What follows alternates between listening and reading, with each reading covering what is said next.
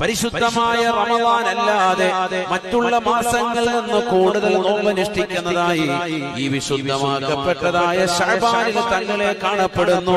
എന്താണ് കാരണം റസൂലേ? എന്താണ് വിശേഷമെന്ന് പറയണേ ഹബീബേ.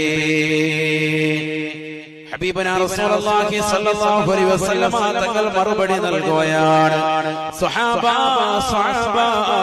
രണ്ട് മൂന്ന് കാര്യങ്ങൾ എണ്ണി റസൂലുള്ളാഹി പറയുകയാണ്. അതിലൊന്നാമതായി അല്ലാഹുവിന്റെ റസൂൽ എടുത്തു പറഞ്ഞ കാര്യം യഗ്ഫുറുന്നാസു ബൈന റജബ വ റമളാൻ. പരിശുദ്ധമാക്കപ്പെട്ടതായ റജബ് അത് പവിത്രമായ മാസമാണ് എന്ന് ഖുർആനിൽ അല്ലാഹു സുബ്ഹാനഹു വ തആല വ്യക്തമാക്കിയതാണ്.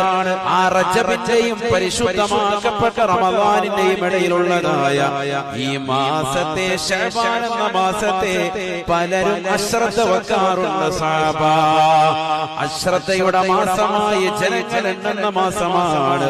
അതുകൊണ്ട് അശ്രദ്ധ പതിപ്പിക്കരുതേ എന്നുള്ള കാര്യം ജനങ്ങൾക്ക് മനസ്സിലാക്കി കൊടുക്കാൻ വേണ്ടിയാണ് ഞാൻ ഈ മാസത്തിൽ നോമ്പനുഷ്ഠിച്ചുകൊണ്ട് നിലകൊള്ളുന്നത് എന്ന് നബിയുനാ റസൂലുള്ളാഹി